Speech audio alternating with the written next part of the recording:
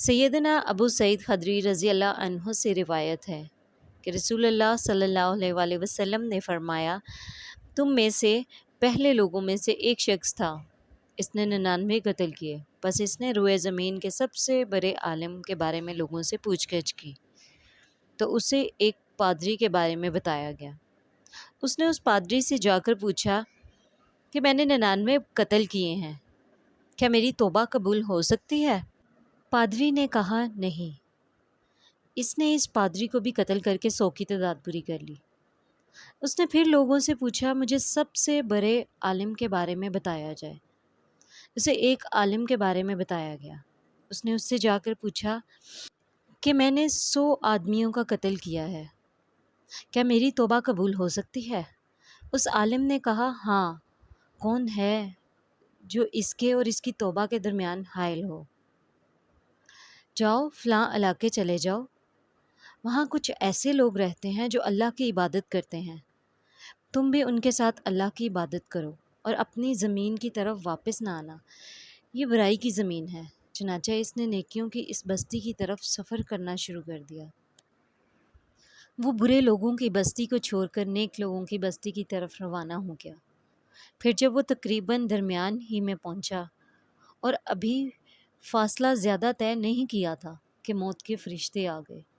اب فرشتے دو طرف سے آئے تھے، ایک نیک روحوں کو قبض کرنے والے اور ایک بری روحوں کو قبض کرنے والے، اور فرشتوں کے درمیان تکرار شروع ہو گئی۔ جو نیک روح کو لے جانے والے فرشتے تھے وہ لے جانا چاہتے تھے، لیکن دوسروں نے دلیل دی کہ اس نے زندگی میں کوئی نیک کام کیا ہی نہیں، تو آپ اس کو کیسے لے جا سکتے ہو؟ اللہ تعالیٰ نے فرشتوں کو حکم دیا کہ اس شخص کی لاش سے دونوں زمینوں کا فاصلہ ناپ لو، جس طرف کا فاصلہ کم نکلے تو اسے اس علاقے کے لوگوں میں شمار کر لو۔ اور جانتے ہیں 100 لوگوں کے قاتل نے موت کے وقت بھی کوشش کی تھی۔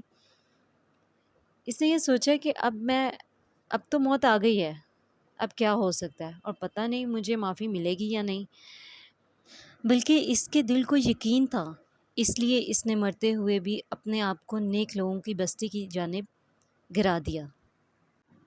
پھر جب فاصلہ ناپا گیا تو نیک لوگوں کی بستی کی جانب فاصلہ کم نکلا، اور اس طرح کوئی اور نیک کام کیے بغیر صرف استغفار کی وجہ سے، توبہ کی وجہ سے، اور توبہ کے بعد اس عزم کی وجہ سے کہ وہ آئندہ نیک زندگی گزارے گا اور نیک لوگوں کی بستی میں اچھی صحبت اختیار کرنے والا بن جائے گا، اللہ پاک نے اسے جنت میں نیک لوگوں میں داخل کر دیا اور معاف کر دیا۔ اللہ رب العزت نے اپنی ذات کے بارے میں بتایا ہے کہ وہ غفار ہے، غافر ہے، الغفور ہے، بے حد بخشنے والا ہے، بہت زیادہ گناہوں کو معاف کرنے والا ہے۔ آپ کی زندگی میں کبھی ایسا ہوا ہے کہ آپ نے کسی کے بارے میں سوچا ہو یہ شخص تو اللہ تعالیٰ کی طرف نہیں آ سکتا؟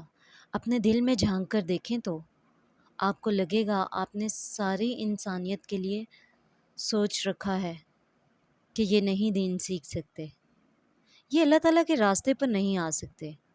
اللہ تعالیٰ کا راستہ تو سب کے لیے کھلا ہے، اور آپ تو لوگوں کو اس دروازے تک لانے والے ہیں۔ پھر دروازہ تو اللہ تعالیٰ نے کھولنا ہے، لیکن آپ کے لیے آپ کوشش کریں گے۔ پہلے خود معافی مانگنی سیکھنی ہے ہمیں۔